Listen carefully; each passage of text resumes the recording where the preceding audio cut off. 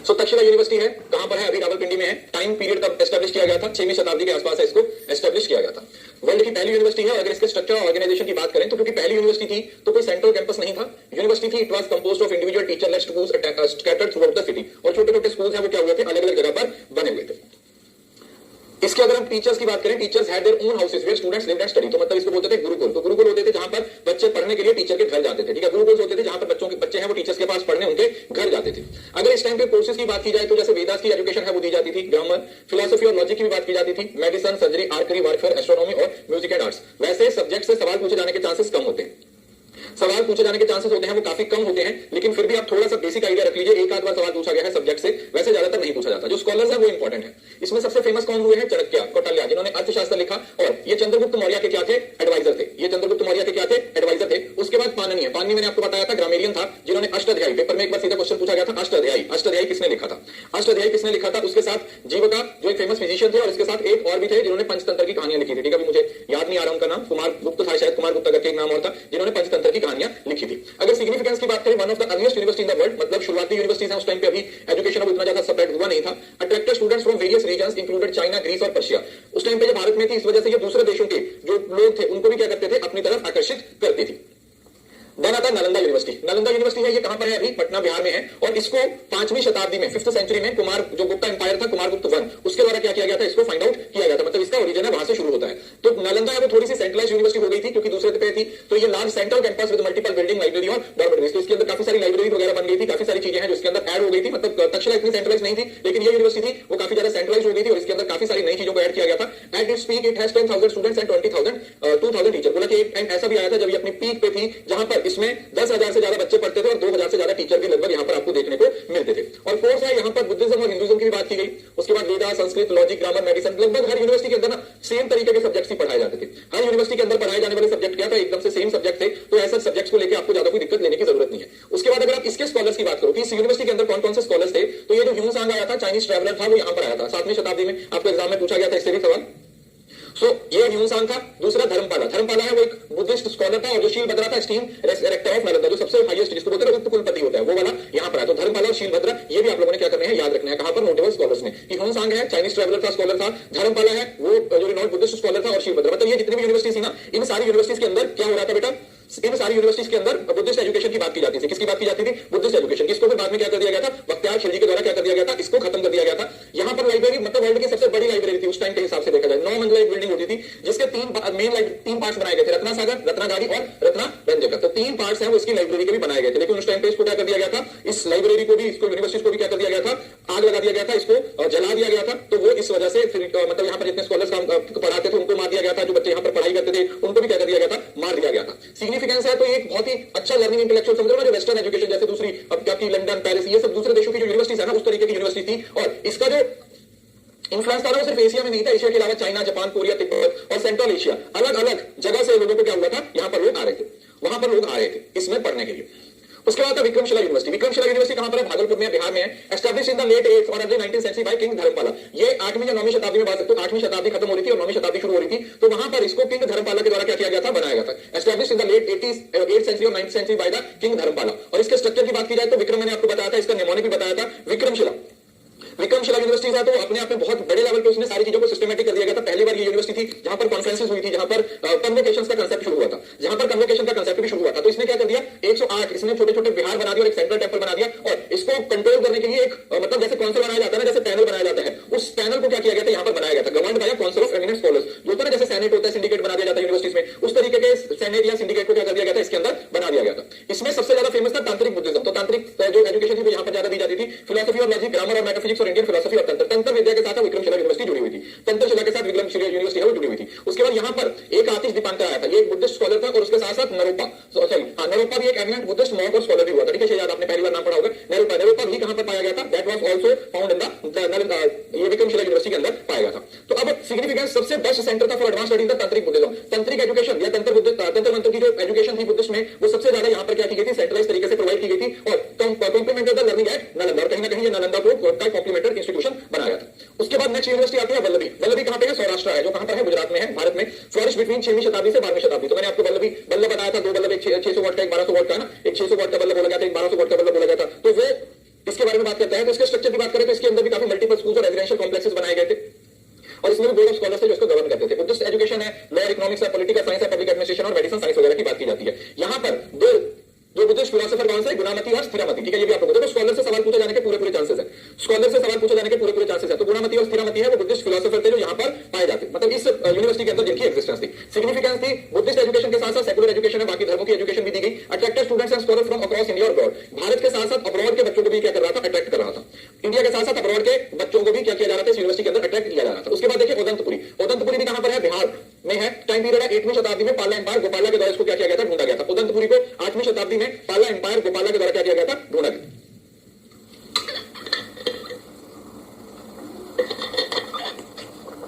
ये सारी जितनी भी यूनिवर्सिटीज है ये सारी के सारी बुद्धिस्ट एजुकेशन के बारे में ही बात करती हैं। अगर स्ट्रक्चर की बात करें तो लार्ज कैंपस से रेजिडेंशियल फैसिलिटीज आ गई थी, ठीक है। विक्रमशिला के बाद जितनी भी यूनिवर्सिटीज आती है ना उन सभी में रेजिडेंशियल फैसिलिटीज, जैसे आप बोल सकते हो ना, वो वाला क्या बोलते हैं उसको, हॉस्टल की फैसिलिटी है वो क्या कर दी गई थी, प्रोवाइड कर दी गई थी, हॉस्टल की फैसिलिटी प्रोवाइड कर दी। और गवर्न रहा था बुद्धिस्ट मोनेटिक ऑर्डर। बुद्धिस्ट एजुकेशन है तो बुद्धिस्ट जो सिस्टम के द्वारा क्या किया जाता था, इसको चलाया जाता था। बुद्धिस्ट फिलोसफी और लॉजिक, मेडिसिन और सर्जरी और मैथमेटिक्स और एस्ट्रोनॉमी की बात की जाती थी। सिग्निफिकेंस देखा जाए तो ये बहुत बड़ा लर्निंग बना और influence on other universities like Nalanda और विक्रमशिला। तो ये नालंदा और विक्रमशिला की तरह ही ये यूनिवर्सिटी भी क्या हुई है, ये काफी ज्यादा बड़े लेवल पे पहुंच गई थी।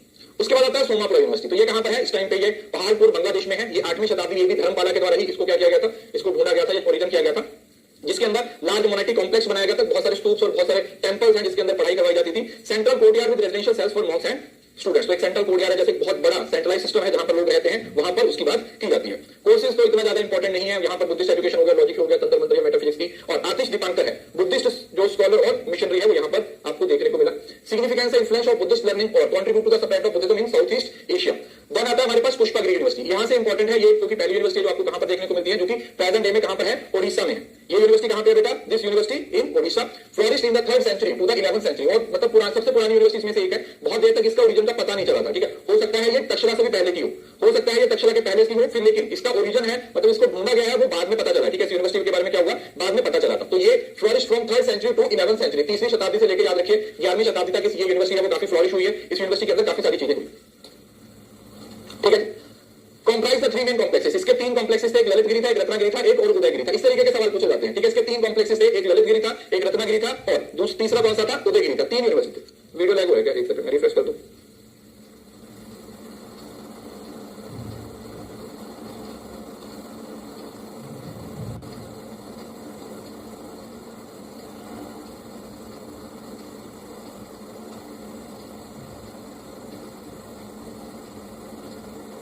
ठीक है, अभी सही है, ठीक है जी। तो 3 कॉम्प्लेक्सेस याद रखने कौन से, ललितगिरी, रत्नागिरी और उदयगिरी। 3 तरीके के जो है वो उसके अंदर देखने को मिलते हैं। मोनेस्टिक सेल्स बनाए, स्तूप बना दिए, टेम्पल्स के द्वारा इसके अंदर काम करना शुरू हो गया। अगर कोर्सेज की बात करें तो वही बुद्धिस्ट फिलोसफी है, लॉजिक है, ग्रामर है, इन सारी चीजों के बारे में पढ़ाई करवाई गई। सिग्निफिकेंस देखा जाए तो उसके साथ important centre for Mahayana Buddhism की बात की, attracted students and scholars from the distant region. Distance अलग अलग रीजन से क्या हुआ कि आपको स्कॉलर्स है वो यहां पर देखने को मिलते हैं, ठीक है। इसके अलावा एक दो छोटी छोटी और यूनिवर्सिटीज हैं, वो भी आप लोगों ने रिवाइज कर लेंगे, ठीक है। जैसे आपको एक दूसरी यूनिवर्सिटी कौन सी थी, वो वाली जहां पर ब्राह्मणिकल एजुकेशन की बात की गई, ब्राह्मणिकल एजुकेशन की बात है वहां पर की गई, ठीक है, वो वाली यूनिवर्सिटी। उसके बाद आता है वैदिक पीरियड के दौरान। अगर वैदिक पीरियड के दौरान एजुकेशन की बात की जाए, जिसको आप एंशिएंट टाइम भी बोल देते हो, क्या बोल देते हो, एंशिएंट टाइम की बात भी कर देते हो। तो वहां पर अगर हम देखें तो हमारे पास जो इंफॉर्मेशन मिलती थी, ठीक है, अभी वैदिक एजुकेशन पीरियड शुरू हुआ है, सोर्सेज ऑफ इंफॉर्मेशन, मतलब जिसमें प्राइमरी टेक्स्ट और अदर टेक्स्ट। अगर प्राइमरी टेक्स्ट की बात की जाए तो जो वेदास थे उनको प्राइमरी टेक्स्ट माना जाता था, ऋग्वेद है ना, सामवेद, यजुर्वेद, अथर्ववेद। और अदर टेक्स्ट के अंदर क्या जाता, उपनिषद आ जाते, ब्राह्मण, आर्यास, सूत्रास और स्मृति, ठीक है। ये सारे किसका पार्ट बनते थे, ये अदर, या जिसको आप सेकेंडरी बोल देते थे, सेकेंडरी की बात कर देते थे, ठीक है। तो 2 पार्ट्स में ये डिवाइड किया गया था। उसके साथ अगर उस टाइम पे एजुकेशन की एम्स की बात की जाए तो ओवरऑल डेवलपमेंट की बात की जाती थी ना। कौन सी यूनिवर्सिटी, कौन सी एजुकेशन की बात की गई थी, ओवरऑल एजुकेशन की बात की गई थी। सबसे पहले तो कि बच्चों की स्पिरिचुअल और मॉरल डेवलपमेंट होनी जरूरी है। Achieving self realisation and understanding the ultimate truth, that is Brahman, जिसको बोलते हैं मोक्ष की प्राप्ति। सबसे पहले किसकी बात की गई, मोक्ष की प्राप्ति पे फोकस होना चाहिए। दूसरा character building, emphasise like truth, discipline और ड्यूटी, इन सारी चीजों पे फोकस होगा। प्रैक्टिकल ट्रेनिंग, बच्चों को learning skills, art, science, trade, इन चीजों की भी नॉलेज दी गई। इंटेलेक्चुअल डेवलपमेंट, इंटेलेक्चुअल डेवलपमेंट का मतलब क्रिटिकल थिंकिंग और इंटेलेक्चुअल डेबिट्स। तो ये सारी चीजों का फोकस किया गया था। तो ओवरऑल डेवलपमेंट की बात की गई थी, या आप ऐसा बोल सकते हो जिसके अंदर ये बात की गई थी कि क्रिटिकल थिंकिंग को बच्चों को सिर्फ पढ़ाई तक ही नहीं है, बच्चों को उन सारी चीजों को पर्सनल जिंदगी के अंदर भी अप्लाई करने की जरूरत है, पर्सनल लाइफ के अंदर भी क्या करने की जरूरत है, अप्लाई करने की जरूरत है। अगर करिकुलम और सब्जेक्ट्स की बात की जाए तो नॉर्मली तो वेदास, उपनिषद और ब्रह्मांड ही थे। उसके बाद साइंस की अगर, और ये ना ये वर्ड्स ना आप लोगों को थोड़ा सा याद रखना पड़ेगा, क्योंकि हो सकता है वो इंग्लिश में देखे आपको हिंदी में पूछ ले, या हिंदी में देखे वो आपको क्या पूछे, इंग्लिश में पूछ सकता है। जैसे एस्ट्रोनॉमी का मतलब ज्योतिष, मैथमेटिक्स का मतलब गणित, मेडिसिन का मतलब आयुर्वेदा, म्यूजिक का मतलब गंधर्वाविद, जो गंधर्वा डांस, फाइन आर्ट्स है, आर्करी, वॉरफेयर, एग्रीकल्चर, एनिमल हस्बेंड्री या फिलोसफी के अंदर धर्म, ड्यूटी, कर्म, एक्शन, मोक्ष और लिबरेशन। समझ लो ना, ये हिंदी और इंग्लिश दोनों में पढ़ने की जरूरत है। हिंदी और इंग्लिश में पढ़ने की जरूरत है। यहां से सवाल कैसा बनेगा किसी को आइडिया नहीं है, तो सवाल को हिंदी में भी पढ़िएगा और इंग्लिश में भी पढ़िएगा, दोनों तरीके से सवाल है वो आपसे पूछा जा सकता है। अगर उस टाइम पे एजुकेशनल इंस्टीट्यूशंस की बात की जाए तो एक होते थे गुरुकुल्स। गुरुकुल क्या होते थे? Residential school where students lived with their teachers. तो जहां पर बच्चे टीचर के घर जाते थे पढ़ने के लिए, ठीक है, बच्चे टीचर के घर में जाते थे पढ़ने के लिए, तो उसको गुरुकुल बोला जाता था। गुरुस आश्रम होते थे, hermitage that serve as centre for learning and spiritual practices. और फिर आश्रम बनाए जाते थे, जैसे मंदिर में होते थे, जहां पर लर्निंग भी होती थी और जो धर्म की शिक्षा है वो भी दी जाती थी। देन आ जाते थे परिषद, council of scholar that conduct high education और डिबेट। तो ये परिषद होते थे, जैसे काउंसिल होती थी ना, कॉन्फ्रेंस होती है जिसको सम्मेलन बोला जाता है, सम्मेलन होते थे। तो वो सम्मेलन वगैरह भी किसका हिस्सा होता था? परिषदों का होता था। तो अलग अलग तरीके से एजुकेशन को क्या किया जाता था? डिस्ट्रीब्यूट किया जाता, अलग अलग तरीके से एजुकेशन देने की कोशिश की जाती थी। अगर टीचर के रोल की बात करें तो सबसे पहली बात तो टीचर उस टाइम पे एजुकेशन के लिए कोई पैसा नहीं होता था। गुरु दक्षिणा में आप अपने गुरु को कुछ भी, चप्पल, छाता, जूती, जो कुछ भी देना चाहते थे वो देख सकते थे, है ना। सो पर्सनल गाइडेंस है, तो गुरु है वो पर्सनलाइज इंस्ट्रक्शन देता था, क्योंकि ज्यादा बच्चे होते नहीं थे उस टाइम पे पढ़ने के लिए ना, जो पॉपुलेशन होती थी वो बहुत ज्यादा नहीं होती थी। होलिस्टिक डेवलपमेंट, और टीचर का जो रोल होता था वो बच्चों की ओवरऑल डेवलपमेंट पे होता था, जिनके अंदर उनकी कैरेक्टर डेवलपमेंट है, उनको मॉरल वैल्यूज देना है, ये सारी चीजों को क्या करना, इन सारी चीजों पे फोकस किया जाता था। और इसके साथ साथ उनको रिस्पेक्ट, रिवरेंस का मतलब teacher highly respected and considered embodiments of knowledge. तो मतलब आज के टाइम पर नहीं है, जैसे बच्चे अब अपने टीचर की डिसरिस्पेक्ट कर देते हैं, ठीक है, कुछ भी बकवास बोल देते हैं। उस टाइम पे ऐसा नहीं था, ठीक है। उस टाइम पे ये होता था कि भैया टीचर से ऊपर कुछ नहीं है। टीचर ने अगर आपको डांट भी दिया, टीचर ने आपको कुछ कह भी दिया, तो आपको वो बात माननी पड़ेगी, है ना। आजकल तो देख रहे हो ना, आजकल के टाइम पर आपको क्या लगता है, बच्चे करते टीचर की इज्जत? बिल्कुल नहीं करते। तो अब ये सोचो कि जो टीचर की इज्जत नहीं करेगा वो कल को टीचर बनेगा तो उसको इज्जत मिलेगी? नहीं। हम बहुत सारी चीजें ना क्लास में कुछ बच्चों को इस वजह से बताते नहीं है कि बेटा जब तुम खुद इस स्टेज पे आओगे ना, तब तुम्हें ये सब चीजें महसूस होंगी। उस दिन तुम्हें जाके पता चलेगा कि भैया वहां पे मैंने टीचर को बकवास बोला था ना, आज मुझे खुद बच्चे बकवास बोल रहे हैं। मैंने एक टीचर को बकवास बोला था, आज मुझे 1000 बच्चे बकवास बोल रहे हैं। तो उस टाइम पे ऐसा नहीं था। उस टाइम पे ये होता था कि गुरु सबसे ऊपर होता था, जो टीचर होता था वो सबसे ऊपर होता था। इस वजह से टीचर की बात को मानना, उसका सम्मान करना बहुत ज्यादा जरूरी होता था, ठीक है। अब उसके बाद मेथड ऑफ इंस्ट्रक्शन कैसे दी होती थी? ज्यादातर जो एजुकेशन दी जाती थी वो ओरली होता था, ठीक है, transmitted orally through memorisation of, मतलब कोई किताबें वगैरह नहीं होती थी, किताबें वगैरह नहीं होती थी। जो सारे का सारा काम होता था वो ओरली होता था, मेमोराइजेशन और रेसिटेशन, मतलब टीचर भी बोल के पढ़ा रहे हैं, बच्चे उसको सुनते हैं और उसको क्या करते हैं। अरे चलो छोड़ो, इसमें करने देखो, एक बात बहुत सिंपल सी याद रखो। मैं आपको एक बहुत सिंपल सा एक लॉजिक बताता हूं अपनी जिंदगी का, जो मैंने अपनी लाइफ में सीखा है। आप भी इस चीज को अप्लाई करिए। देखो, आपके अंदर जो है ना वो आपके मुंह से वैसा ही निकलेगा। अगर आप एक अंदर से अच्छे इंसान हो तो आप दुनिया में अच्छाई बांटोगे।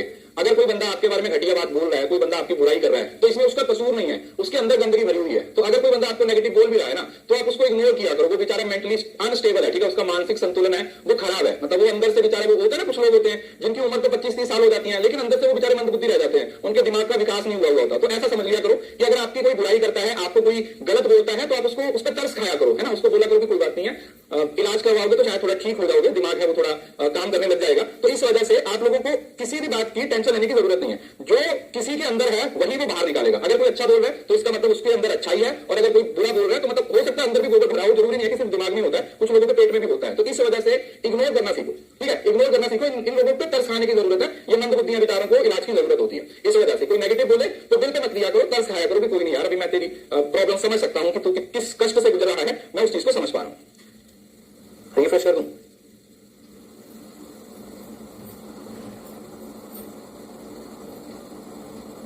ठीक है, चलिए उसके बाद आता है डायलॉग और डिबेट। उस टाइम पे आपस में इंटरेक्टिव टीचिंग मेथड भी होते थे, जिससे कि क्रिटिकल थिंकिंग है वो क्या होती थी, वो डेवलप होती थी। प्रैक्टिकल लर्निंग, उसके साथ हैंड्स ऑन ट्रेनिंग भी दी जाती थी। अलग अलग स्किल्स हैं, अलग अलग क्राफ्ट हैं, वो भी बच्चों को क्या किए जाते थे, सिखाए जाते थे। और डिसिप्लिन डेली रिचुअल्स और स्ट्रक्चर होता है। जैसे अभी भी अगर आप देखते हो ना, हमारे स्कूलों के अंदर, हमारे स्कूल के अंदर आज भी जो सुबह भगवान का नाम लिया जाता है, या जो प्रेयर होती है, मॉर्निंग प्रेयर होती है, ये कब से हो रही है?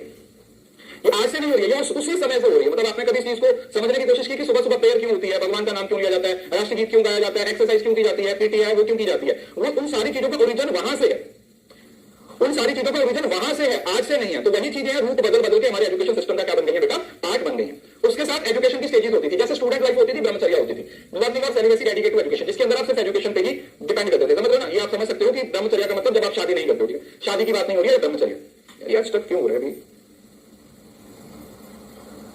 बंद करके चला रहा हूं।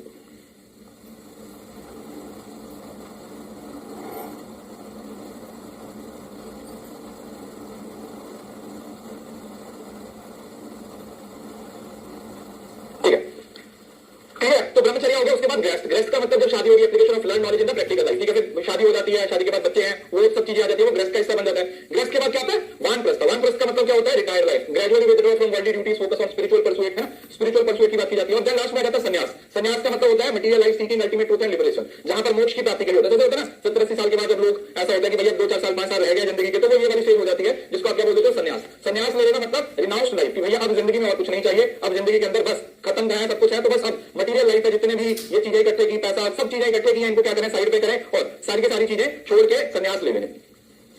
ठीक है, इंक्लूजन एंड एक्सेसिबिलिटी, वहां पर उस टाइम पे ना लड़कियों की एजुकेशन में कोई दिक्कत नहीं थी, हर किसी को एजुकेशन का पूरा अधिकार था। सिर्फ ऐसा नहीं था कि लड़कों को भी एजुकेशन दी जाती थी, लड़कियों को भी एजुकेशन प्रॉपर दी जाती थी, ठीक है, दोनों तरीके की एजुकेशन थी। Varna system, education primarily accessible to Brahmin and Kshatriyas, limited to Vaishya and Shudra. तो ये जो शूद्र होते थे उनको तो बिल्कुल एजुकेशन का अधिकार नहीं होता, ठीक है। आप लोगों ने कैटेगरीज पढ़ी होगी, ब्राह्मण होते थे सबसे ऊपर है, उसके बाद क्षत्रिय आ जाते हैं, फिर वैश्य आ जाते हैं, उसके बाद शूद्र आ जाते हैं, ठीक है। तो ये कौन कौन से पार्ट्स में होता था, कौन कौन से पार्ट्स होते थे, ठीक है, ये है जो सब स्कॉलर्स होते थे, फिर ये इसमें से एक होते थे ये जो आपके लड़ाई के लिए तैयार होते थे, ये वाले होते थे जो ट्रेड के साथ जुड़े हुए होते थे, ये होते थे जिनको एजुकेशन का अधिकार नहीं होता था, ये दूसरों के लिए काम करते थे, ठीक है। तो ये एक पूरा सिस्टम होता था। और दूसरा predominantly male oriented education, women has limited access but some exceptions exist, guardian method. इसके अंदर आपको उस टाइम पे बहुत सारी वुमेन स्कॉलर्स भी देखने को मिल जाती हैं। सिर्फ ऐसा नहीं था कि सिर्फ और सिर्फ लड़कों की एजुकेशन दी जाती थी, लड़कों के साथ साथ लड़कियों को भी एजुकेशन का पूरा अधिकार था, उतना ही अधिकार था जितना लड़कों को होता था।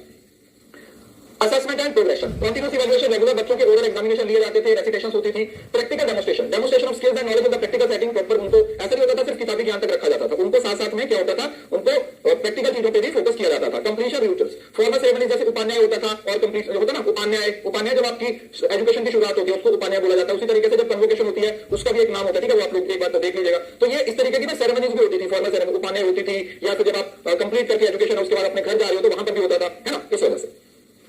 उसके बाद इंपॉर्टेंस ऑफ एजुकेशन, एजुकेशन की क्या इंपॉर्टेंस है। सबसे पहले तो स्पिरिचुअल और एथिकल फाउंडेशन, एजुकेशन में मानी जाती थी कि इससे आपकी स्पिरिचुअल ग्रोथ भी होगी और एथिकल कंडक्ट भी होगा, कि आप अपनी जिंदगी में क्या करना चाहते हो उस चीज पर भी फोकस करोगे, और आप एजुकेशन के साथ साथ अपनी पर्सनल डेवलपमेंट पर भी फोकस करोगे। Social responsibility, educated individual are expected to positively on the society, अगर आप पढ़े लिखे हो तो आपका एजुकेशन पे, आपकी एजुकेशन के साथ आप सोसाइटी पे एक अच्छा असर डालने की कोशिश करोगे। अगर आप पढ़े लिखे हो ना तो फिर आप अपनी सोसाइटी पे क्या करने की कोशिश करोगे, एक पॉजिटिव इंपैक्ट डालने की कोशिश करोगे, एक पॉजिटिव इंपैक्ट है वो डालने की कोशिश करोगे। Then preservation of culture, education played a crucial role in preserving and transmitting culture and religious traditions. तो जो कल्चर को उस टाइम पे तो प्रिजर्व था, आज के समय में तो ना कल्चर प्रिजर्व है, ना एनवायरमेंटल प्रिजर्व है, ना वैल्यूज प्रिजर्व है, कुछ भी नहीं बचा, वैल्यूज भी खत्म हो गई है, कल्चर भी खत्म हो गया है। आप इंस्टाग्राम खोल के देख लो, आप इंस्टाग्राम खोल के देख लो, है ना, इंस्टाग्राम कम लगता है लोगों का, चेंजिंग रूम ज्यादा लग रहा है। कभी देखोगे आप, मतलब ये हमारी सोसाइटी एकदम से खत्म हो चुकी है कि लोग इंस्टाग्राम पे आगे तैयार होकर दिखा रहे हैं। इससे घटिया, इससे नीचे का लेवल कब होगा आप खुद सोचिए। तो ये उस टाइम पे कल्चर को, वैल्यूज को प्रिजर्व करने की बात की गई थी कि वहां पर तो सब चीजें क्या होनी चाहिए थी, प्रिजर्व की जाती थी, और इसी वजह से शायद उस टाइम पे प्रिजर्व हो गया था। शायद इस वजह से आज वो हजारों साल के बाद भी हमारे पास कुछ वैल्यूज बची हुई हैं। अगर उस टाइम पे नहीं संभाला जाता तो आज कहां होता, समझ लो ना, जैसे डायनासोर खत्म हो गया आज थोड़ी ना, उसी तरीके से ऐसी बहुत सारी चीजें होती जो उस टाइम पे खत्म हो जाती और आज देखने को ही नहीं मिलती।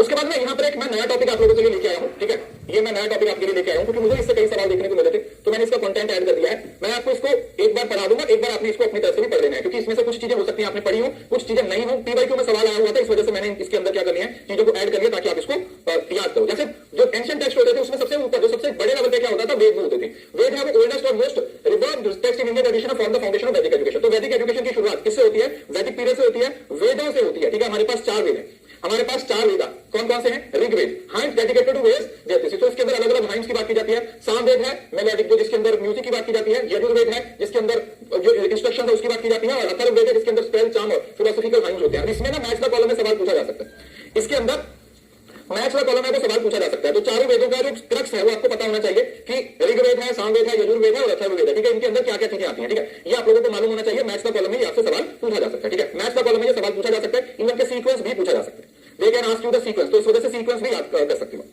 उसके बाद इसकी एजुकेशनल सिग्निफिकेंस क्या आता है, सबसे पहले तो सेंट्रल हो गया करिकुलम, मतलब करिकुलम के अंदर मेन ही क्या होता था, करिकुलम का मेन पार्ट ही आपके वेदास होते थे। वैदिक एजुकेशन में आप लोगों को ये प्रोवाइड किया जाता था। Focus on memorisation, recitation and understanding of the hymns और रिचुअल्स, और इन वेदों के अंदर जो भी ये जो हाइम्स लिखी होती थी, जो भी ये म्यूजिकल कोर्स लिखे हुए थे उसको याद करवाया जाता था। उसको उस तरीके से जैसे आप भजन बंदगी करते हो ना, उस तरीके से बच्चे को क्या करते थे, याद करते थे, उस तरीके से बच्चे को क्या करते थे, याद करते थे। फिर वेदा के बाद जो सेकंड नंबर पे हमारे पास स्पिरिचुअल टेक्स्ट आते हैं, एंशिएंट टेक्स्ट आते हैं, उसके अंदर आता है हमारे पास Upanishad. Upanishad philosophical text exploring the nature of reality, self and universe. तो इसके अंदर ना हम रियलिटी, सेल्फ और यूनिवर्स की बात करते हैं, मतलब इसका स्पिरिचुअलिटी के साथ ऐसा डायरेक्ट कोई लेना देना नहीं है।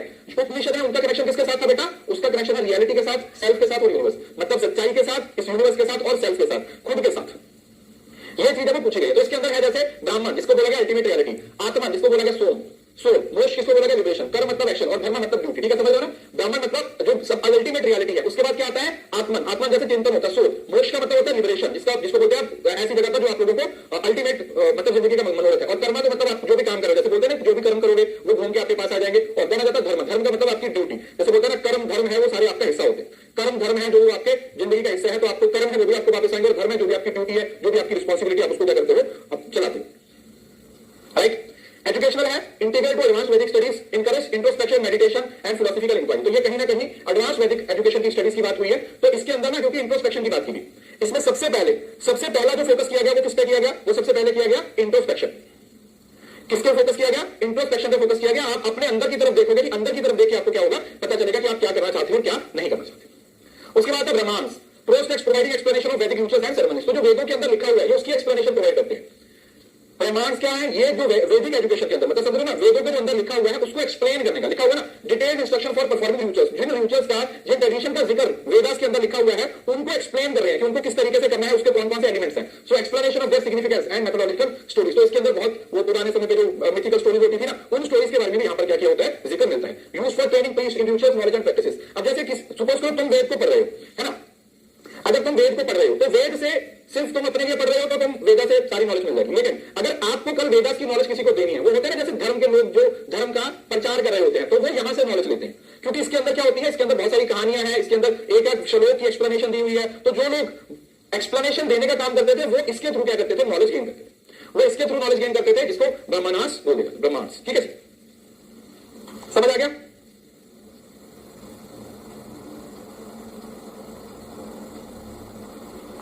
तो चल रहा है स्टेप कहां है, emphasise the importance of precise performance of rituals. और यही बात की गई है कि जो वो रिचुअल्स हैं उनको किस तरीके से आप प्रॉपर्ली परफॉर्म करोगे। मैं इंटरनेट चेंज करके देता ओके, अभी मैंने इंटरनेट चेंज किया है, अभी अगर थोड़ा बहुत लैग होगा अब नहीं होगा। क्लियर है, तो ये हो गया। उसके बाद आता है आर्यानेक्स। तो ये आप लोगों ने इसको भी समझना, ये आपके लिए नया एक टर्म होगी। इसका मतलब क्या है, transitional text between the Brahmanas and Upanishad, often called forest book. इसको क्या बोला जाता है, फॉरेस्ट बुक भी बोला जाता है। तो इन दोनों के बीच में आता है। इसकी एग्जिस्टेंस कहां पे आती है, उपनिषद और ब्रह्मांस के बीच की किताब, जिसको फॉरेस्ट बुक बोला जाता है। इसको बोला जाता है forest book. And meditative and philosophical interpretation of rituals intended for hermits and students in the later stages to their Vedic education, inner contemplation and spiritual practices. मतलब ये थोड़ा सा और advance students in the later stage of their Vedic education and focus on inner contemplation and spiritual practices. मतलब same उसी तरीके से है, बस ये क्या हुआ है, थोड़ा सा एडवांस लेवल की एजुकेशन है। सो देखा हुआ मेडिटेटिव एंड फिलोसॉफिकल इंटरप्रिटेशन। तो वहां पर एक सिंपल एक्सप्लेनेशन दी गई, वहां पर सिंपल एक्सप्लेनेशन की बात की गई। यहां पर जो वेदास के अंदर लिखा हुआ है उसकी फिलोसॉफिकल एप्लीकेशन, उसकी मेडिटेटिव जो मतलब समझ रहे हो ना, एक इंटरनल एक्सप्लेनेशन की बात की गई। ठीक है, आरनाय के अंदर ये फिलोसॉफिकल इंटरप्रिटेशन ऑफ रिचुअल्स की बात की गई। ठीक है, यहां पर रिचुअल्स को क्या किया गया था, यहां पर उन रिचुअल्स को सिर्फ एक्सप्लेन किया गया था, और यहां पर उन्हीं रिचुअल्स की फिलोसॉफिकल मतलब एडवांस लेवल की एक्सप्लेनेशन प्रोवाइड की जा रही है। क्या बात की जा रही है, एडवांस लेवल की एक्सप्लेनेशन वो क्या की जाती है बेटा, प्रोवाइड की जाती है आर्नाक्स। देन आता है सूत्र। सूत्र क्या होते हैं, concise aphoristic text covering various subjects including ritual, grammar और फिलोसफी। इसके अंदर अलग अलग तरीके के 4 तरीके के सूत्र आते हैं। कौन से आते हैं, श्रुता जो रिचुअल के इंस्ट्रक्शंस देते हैं, गृह जो डोमेस्टिक राइट्स के साथ होता है, धर्म होता है जो ड्यूटीज के साथ होता है, और शुभा ज्योमेट्री और मैथमेटिक्स रिलेटेड होता है। इसमें अब इसको याद करके जाना अच्छे से। ठीक है, मे भी शायद आपके लिए एक नया वो होगा, लेकिन ये ऐसी चीजें हैं जो मैं इसी वजह से ऐड की हैं क्योंकि हो सकता है आप लोगों ने ये पहले ना पढ़ी हो, बट पीवाईक्यू में रिपीट हुई है। और सिर्फ कीवर्ड याद रखने आपने क्या करने हैं, कीवर्ड याद रखने। और हो सकता है ये 4 लाइन पढ़ के आप लोगों को 2 नंबर आ जाए, हो सकता है सिर्फ 4 लाइनें पढ़ के। श्रोता सूत्र जिसके अंदर रिचुअल्स की इंस्ट्रक्शन दी जाती है, गृह तो गृह से तो घर की बात हो रही है, तो डोमेस्टिक राइट्स की बात करेंगे। धर्म तो आप समझ सकते हो, धर्म का मतलब ड्यूटीज हो गया, और शुल्बा का मतलब हुआ जो ज्योमेट्री और मैथमेटिक्स है रिलेटेड। कंस्ट्रक्शन में जो ज्योमेट्री और मैथमेटिक्स का इस्तेमाल होता है उसके लिए सूत्र का इस्तेमाल किया जाता है। तो ये 4 तरीके के सूत्र की क्या की जाती है बेटा, यहां पर बात की जाती है। You have to understand it. इन चारों को भी आप लोगों ने क्या करना है, समझना है, याद रखना है। ये पीडीएफ बहुत इंपॉर्टेंट है आपकी, इसको बिल्कुल भी मिस नहीं करना, सारे पॉइंट्स अच्छे से याद करने हैं। ठीक है जी, क्लियर है, बहुत बढ़िया। अब इसकी एजुकेशनल सिग्निफिकेंस की बात करेंगे तो ये बहुत ही एक स्ट्रक्चर और सिस्टमेटिक नॉलेज प्रोवाइड कर रहे हैं, क्योंकि हर धर्म के बारे में अलग, कर्म के बारे में अलग, घर के बारे में अलग, तो एक बहुत सिस्टमेटिक और स्ट्रक्चर नॉलेज प्रोवाइड कर रहे हैं। और manual for students to memorise and follow, तो मतलब ये जैसे होता है ना एक इंस्ट्रक्शनल डिवाइस हो जाएगा, इसको याद करना। देन आ जाते हैं स्मृतिस। स्मृतिस क्या है, text containing traditional laws and social codes. Manusmriti, Yajnavalkya Smriti. तो ये क्या है, ये traditional laws and social codes. तो स्मृतिस के अंदर लॉज की बात की जाती है, किसकी बात की जाती है, ट्रेडिशनल लॉज की बात की जाती है या सोशल कोड की, मतलब सोसाइटी में रहना कैसे है, रूल्स की बात की जाती है। किसकी बात की जाती है? रूल्स की बात की जा रही है, लॉज की बात की जा रही है। तो गाइडलाइंस ऑन धर्म एथिक्स लॉ, तो ये क्या करता है? धर्म एथिक्स लॉ और सोशल कंडक्ट की बात की जाती है। तो ये बेसिकली एक लीगल सिस्टम के साथ आप याद रखने की कोशिश कीजिए, ठीक है। लॉ के साथ रिलेट कर सकते हो आप इसको कि इसके अंदर जो कुछ ट्रेडिशनल लॉज है या जो सोशल कोड्स हैं उसकी बात की गई है। तो लिखा हुआ ना टीचिंग लॉज एंड एथिक्स, तो इसके दो कीवर्ड्स आप लिख लो स्मृति, इसके law and ethics.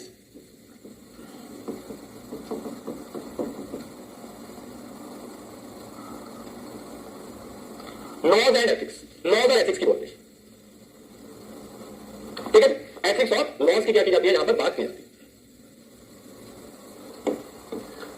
So influence societal norms and individual behaviour. और आपको पता है कि जो हमारा बिहेवियर है, जो हमारा बिहेवियर है वो किसके द्वारा निर्धारित होगा? वो हमारा इसी सोशल नॉर्म्स के द्वारा, या फिर ये जो हमारी सोसाइटी के अंदर रूल्स बनाए हुए होते हैं उन्हीं रूल्स के द्वारा निर्धारित होता है, उन्हीं रूल्स के द्वारा निर्धारित होता है।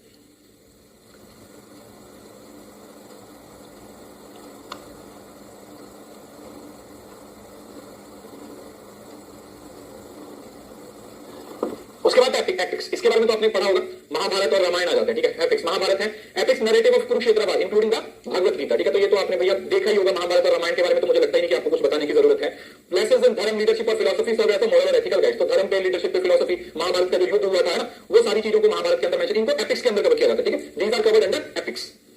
और उसके बाद रामायण, रामायण है story of Lord Rama's life and his quest to rescue his wife Sita. Ramayana और महाभारत आप सब लोग देखा हुआ है, तो रामायण और महाभारत के अंदर क्या है वो सब आपको पता है, जिसके अंदर ड्यूटी, लॉयल्टी और राइटियसनेस के बारे में बात की जाती है, moral values and cultural heritage. आपको पता है रामायण का तो मतलब रामायण महाभारत का इनका हमारे कल्चर पे, हमारी ट्रेडिशन पे कितना असर होता है या कितना असर है, वो सारी चीजें हैं वो आपको देखने को मिलती है। ये पीडीएफ आपको डाउनलोड करने का एक्सेस मिल जाएगा, टेंशन मत लो, डाउनलोड वाली दूंगा, घबराइए मत। उसके बाद ना ये तो सारे तकरीबन हिंदू फिलोसफी के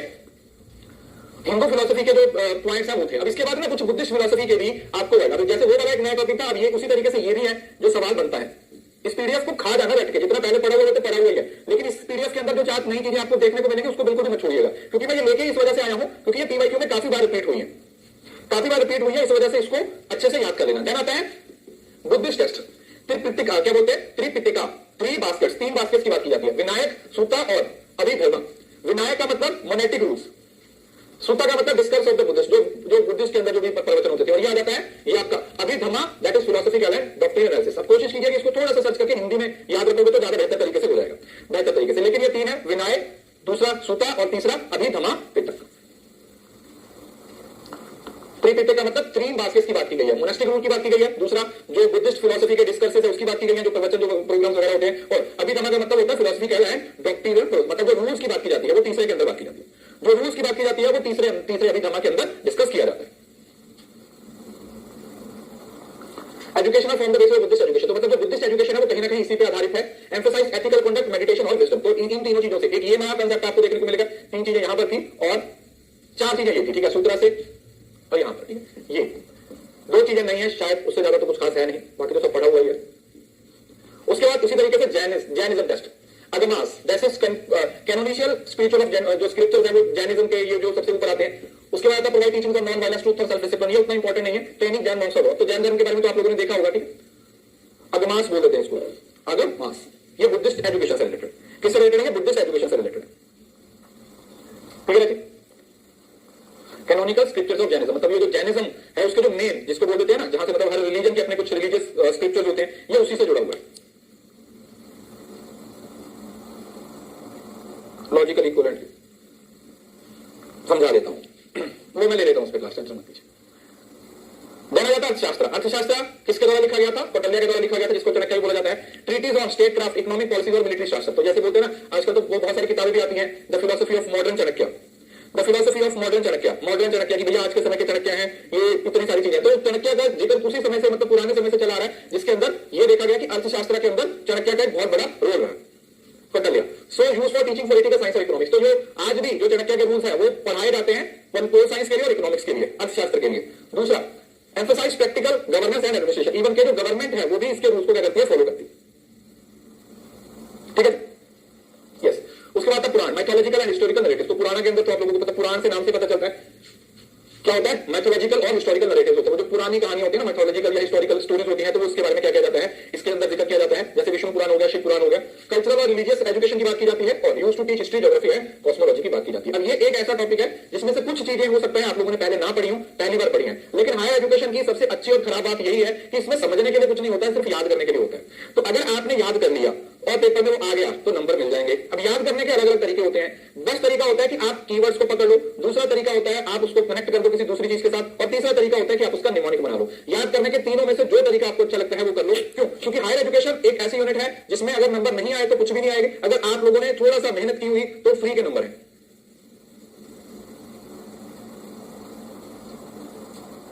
ठीक है जी, इस वजह से तो सारी चीजों को थोड़ा थोड़ा रिवाइज करते रहो। अभी आपके पास है 10-12 दिन का टाइम, 10 दिन है। अभी जो जितना भी टाइम आपके पास है ना, इसको वेस्ट मत करो, समझ रहे हो ना, हर एक एक मिनट की वैल्यू। क्योंकि देखो 10 दिन के बाद तो आपको कोई कहेगा भी नहीं पढ़ने के लिए, आपको कोई बोलेगा नहीं। तो जिस दिन आपका पेपर हो गया 18 को, अगर तो तुम्हारा पेपर 12 बजे खत्म हो गया तो 12 बजे के बाद जो मर्जी कर लेना, 6 बजे खत्म हो गया तो 6 बजे के बाद जो मर्जी कर लेना, कोई कुछ नहीं कहने वाला। आपको बातें सुनाई जाएंगी भैया 10 दिन के अंदर कि भैया जितना आप लगा सकते हो तो लगाओ। सुबह 4 बजे उठो, दिन में जितना टाइम मिल रहा है उसको पढ़ाई करो। जितना टाइम अभी डिवोट कर लोगे उतना अच्छा है, नहीं तो फिर दिसंबर में भी पेपर है वो आएगा। उसके बाद आता है हमारे पास प्री इंडिपेंडेंस। 1 मिनट का छोटा सा ब्रेक ले लो, प्री इंडिपेंडेंस शुरू करो। और बेटा प्रैक्टिस कितने सारे क्वेश्चन तो दिए हुए हैं आपको, सारे पीवाईक्यूज दिए हुए हैं, फुल लेंथ टेस्ट दिए हुए हैं, हर यूनिट के 100 क्वेश्चन प्रैक्टिस के लिए दिए हुए हैं, 1.0 दिया हुआ है, सारी मैराथन के लिंक दिए हुए हैं। इससे ज्यादा प्रैक्टिस का क्या करोगे बताओ? 3-4 मैराथन भी आप लोगों को मैंने यूट्यूब पे करवाई हुई है, उन मैराथन के लिंक भी हैं। 1.0 के अंदर 1000 से ज्यादा क्वेश्चन है, सारे पीवाईक्यू आपको दिए हुए हैं। उसके साथ साथ टेस्ट सीरीज के अंदर मॉक, वो फुल लेंथ टेस्ट, हर चीज तो दी हुई है। और प्रैक्टिस कितनी करनी है? उससे ज्यादा करनी है तो फिर कोई किताब खरीद लो, कहीं और से टेस्ट सीरीज लगा लो। और इसके ज्यादा बस मैं क्या बताऊं, खुद बोलो। इतना कुछ तो प्रोवाइड किया हुआ है।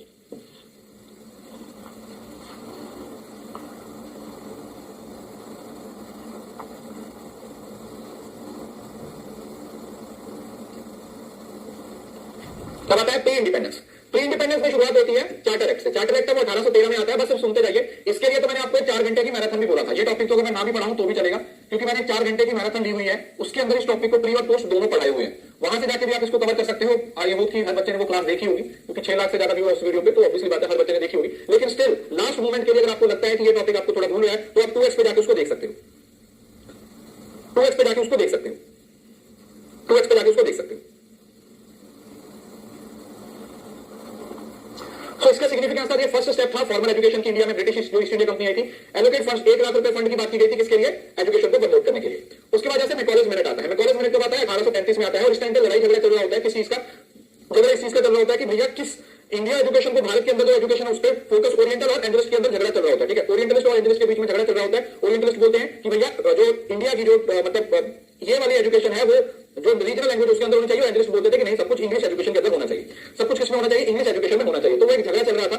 सो Thomas Macaulay influential minute advocate English as a medium of instruction. 1837 के अंदर भारत के अंदर जो इंग्लिश एजुकेशन है उसको कोर्ट लैंग्वेज बना दिया गया। उससे पहले भारत के अंदर पर्शिया है वो कोर्ट लैंग्वेज होती थी। Focus on creating a class of educational English India. तो इसमें बोलता है कि वो जो एक ऐसा सिस्टम बनाया गया था जिसको इन्फिल्ट्रेशन थ्योरी का नाम दिया गया था। कौन सा नाम दिया गया था? फिल्ट्रेशन थ्योरी दिया गया था। फिल्ट्रेशन थ्योरी का मतलब क्या था कि जिसके अंदर ऊपर से नीचे तक है वो अपने आप एजुकेशन क्या होती थी, पहुंच जाती थी। तो वो इन्फिल्ट्रेशन थ्योरी है उसका यहाँ पर क्या की गई थी, शुरुआत की गई थी, लेकिन वो बहुत ज्यादा भयंकर तरीके से फेल हो गई। उसके बाद फिर वुड्स डिस्पैच आता है। वुड्स डिस्पैच है जिसको आप मैग्ना कार्टा भी बोल देते हो 1854 में, क्योंकि इस टाइम पे बहुत सारी ना नई नई यूनिवर्सिटीज को एस्टैब्लिश किया गया था।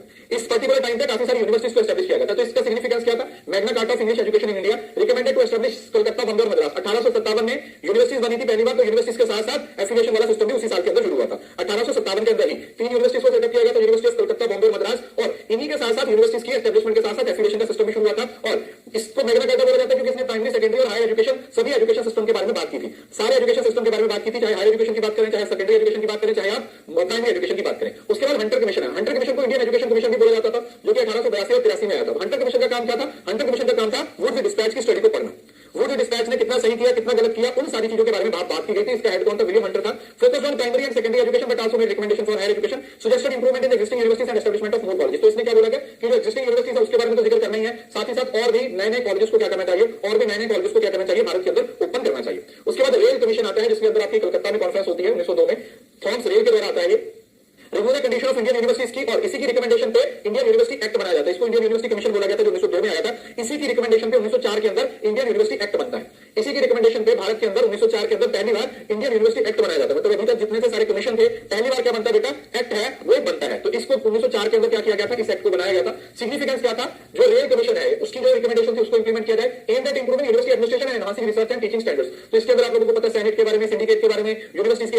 में काफी सारी क्या की गई थी, बातें की गई थी। Encourage the establishment of new universities, और इसी दौरान ये भी बोला गया था कि अब भारत को और नई यूनिवर्सिटीज की शुरुआत की जरूरत है, क्योंकि 20वीं शताब्दी का शुरुआत हो चुकी थी। तो ये बोला गया था encourage the establishment of new universities की नई नई यूनिवर्सिटीज हैं वो और भारत के अंदर क्या होनी चाहिए, बननी चाहिए। इसके बाद फिर सेगलर कमीशन आता है 1917 से 1919 के बीच में, और जो सेगलर कमीशन होता है अपने आप में क्या था, बहुत इंपॉर्टेंट था, क्योंकि इसके अंदर ना जितनी भी रिकमेंडेशन दी गई थी इसको प्रीकर्सर भी बोला जाता है 10+2+3 का।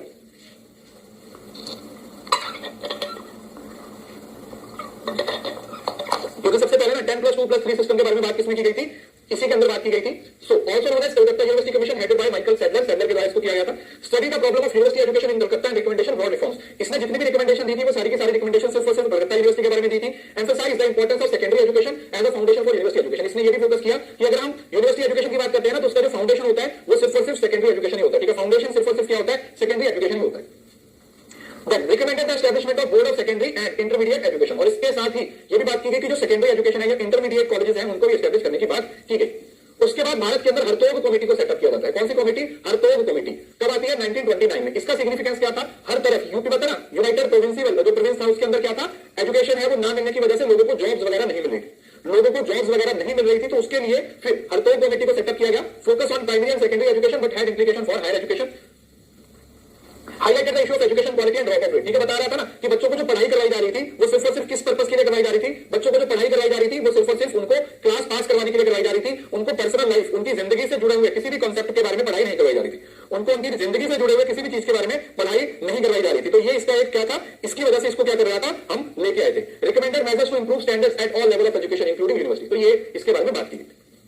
उसके बाद जो बहुत ही ज्यादा इंपॉर्टेंट है नई तालीम, नई तालीम है ये महात्मा गांधी की फिलोसफी थी, introduce by Mahatma Gandhi 1937 during the Wardha conference. Wardha conference है, इसको बेसिक एजुकेशन का नाम भी दिया गया था। 1937 के अंदर इसको क्या किया गया था, इंट्रोड्यूस किया गया था। फिलोसफी क्या थी, emphasise learning through practical hands on activities, hands on activities की बात की गई थी कि बच्चों के ओवरऑल डेवलपमेंट पे फोकस किया जाए, बच्चों को सिर्फ किताबी कीड़ा ना बनाया जाए, बच्चों की ओवरऑल डेवलपमेंट पे फोकस किया जाए, बच्चों की फिजिकल, मेंटल, इमोशनल, साइकोलॉजिकल हर तरीके की डेवलपमेंट होनी चाहिए। Aim to self sufficient morally upright individuals, तो भैया सेल्फ सफिशिएंट हो, अपने आप पे डिपेंडेंट हो, और इस वजह से मॉरली अपराइट इंडिविजुअल्स हो कि पर्सनल लेवल पे जो क्या कर रहे हैं, ग्रो कर रहे हैं। बुनियादी शिक्षा भी इसको बोला गया था। करिकुलम क्या था, इसके अंदर बोला था ना इंटीग्रेटेड प्रोडक्टिविटी, स्पिनिंग, वीविंग और एग्रीकल्चर, कि भैया एजुकेशन के साथ साथ बच्चों को ये जो एग्रीकल्चर है, वीविंग है, स्पिनिंग है, सब ना वो हाथ से काम करने वाले जो कुछ कॉन्सेप्ट है उसको भी क्या किया जाए, इंट्रोड्यूस किया जाए। इंटेलेक्चुअल और मैनुअल लेवल की बात की। प्रिंसिपल क्या थे, बेसिक प्रिंसिपल यही थे। पहला self reliance, promote independence and self sufficiency, कि इंडिपेंडेंस पे बात होनी चाहिए और सेल्फ सफिशिएंसी पे बात होनी चाहिए। Ethical development, focus on character building, अब ये वर्ड पे ध्यान दीजिएगा, बहुत बार आपको देखने को मिलेगा। कैरेक्टर बिल्डिंग की बात की गई। Community involvement, education rooted in local community and culture, की एजुकेशन है ना वो लोकल लेवल पे, हाँ 7 से लेकर 14 साल तक के बच्चों को फ्री एजुकेशन की बात की गई थी कि जो कम्युनिटी है उसको साथ में इन्वॉल्व किया जाए कल्चर के लिए, किसको, कम्युनिटी को। जाना जाता mother tongue, uses of mother tongue as a medium of education, और ये भी बोला गया था कि जो मीडियम ऑफ एजुकेशन है वो आपकी मदर टंग होनी चाहिए। तो अगर पंजाब से हो तो आपको पंजाबी में एजुकेशन दी जाए, अगर आप हरियाणा से हो तो आपको हरियाणवी में एजुकेशन दी जाए। इस तरीके से क्या किया गया था, बात किया गया था।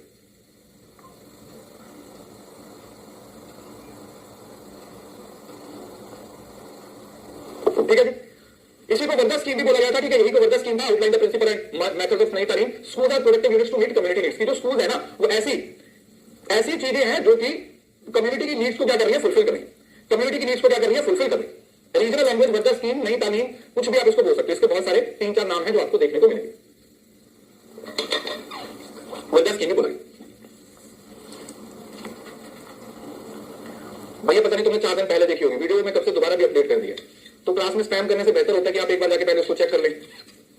मैंने वो वीडियो चेंज कर दी थी, पता नहीं स्पैम क्यों कर रहे हो।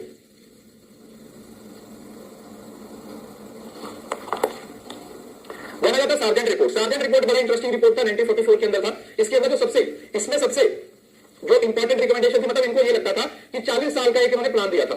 इनको लगता था कि अभी 40 साल हम भारत में रहने वाले हैं, तो ये 40 साल तक क्या था कि वही एजुकेशनल रिकंस्ट्रक्शन की बात की गई थी कि भारत के अंदर जो सिस्टम है उसको हम अपने देश के सिस्टम जैसा बना देंगे, हम अपने देश का सिस्टम है जैसा भारत का देश का सिस्टम है वैसा बना देंगे। तो इसको फॉर्मुलेट किसके द्वारा किया गया था, Sir John Sargent, the educational adviser to government of India, emphasise the expansion and improvement of higher education and recommended the establishment of rural universities and technical institutions. और इसने ये भी बोला था कि भारत के अंदर जो एस्टैब्लिशमेंट होना चाहिए किसका, रूरल यूनिवर्सिटीज का, टेक्निकल इंस्टीट्यूशन का, वो एस्टैब्लिश होना जरूरी है।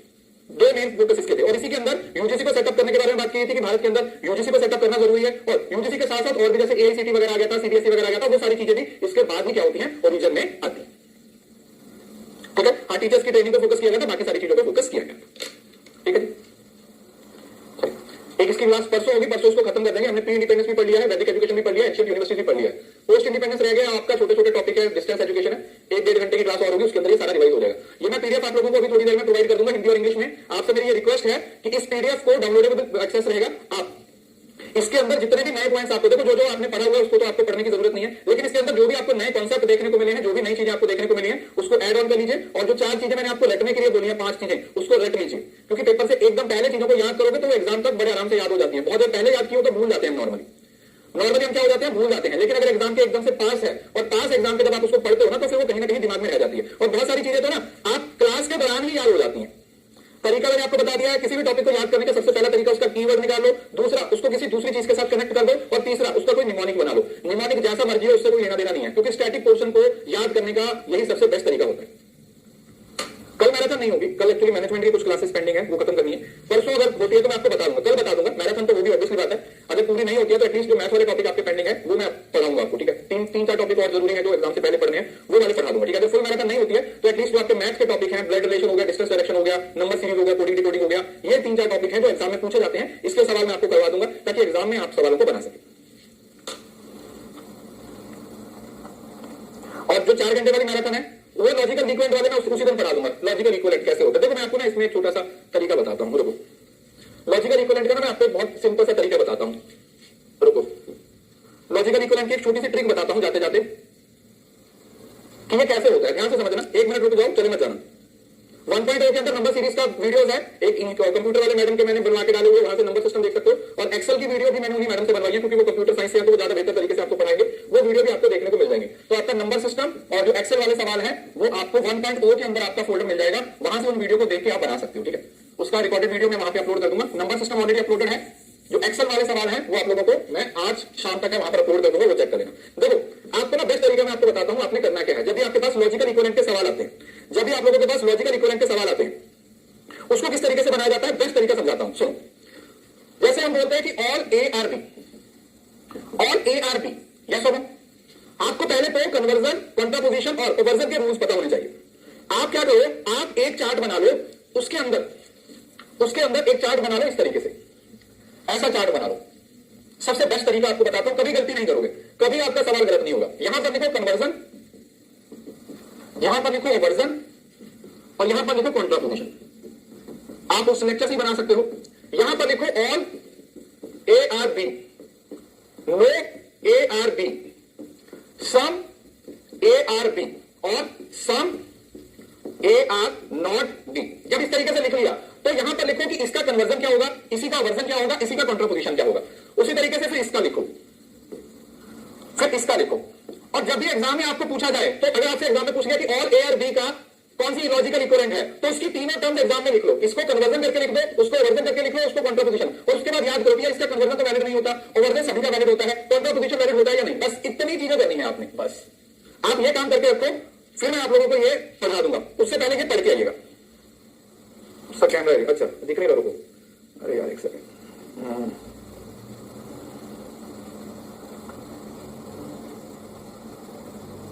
अभी दिख रहे? अरे डायरेक्ट भी वैसे ही बन जाएगा, डायरेक्ट भी वैसे ही बन जाएगा। वैसे ये मैंने सवाल, अगर आपको पता है, ये सवाल मैंने आपको किसी ना किसी मैराथन में करवाए हुए हैं, मुझे याद है। मैंने मैराथन के अंदर ये सवाल बनाए हुए हैं और वहां पर भी यही तरीका समझाया था कि उस स्टेटमेंट के तीनों पार्ट्स को लिख लो, उस स्टेटमेंट के तीनों पार्ट्स को लिख लो। ये याद होना चाहिए इस टॉपिक को, जैसे कि स्केयर ऑफ अपोजिशन में जैसे रूल्स आपको याद होने चाहिए, उसी तरीके से आपको कन्वर्जन और कॉन्ट्रापोजिशन के रूल्स याद होने चाहिए। अगर आपको रूल्स याद है तो सवाल अपने आप बन जाएंगे। पढ़ाया हुआ है, फिर भी आप बोलते हो तो मैं संडे को पढ़ा दूंगा, मुझे दिक्कत कोई नहीं है, लेकिन एक बार खुद से ट्राई करके देखो इस तरीके से। 1.0 में भी करवाया होगा पक्का, ठीक है जी, वहां पे जाके चेक करो। बाकी मैं करवा दूंगा संडे को, टेंशन मत लीजिए। चलिए परसों इस हायर एजुकेशन को भी खत्म कर देंगे, उसके बाद से पीपल डेवलपमेंट हो जाएगा। तो 18 को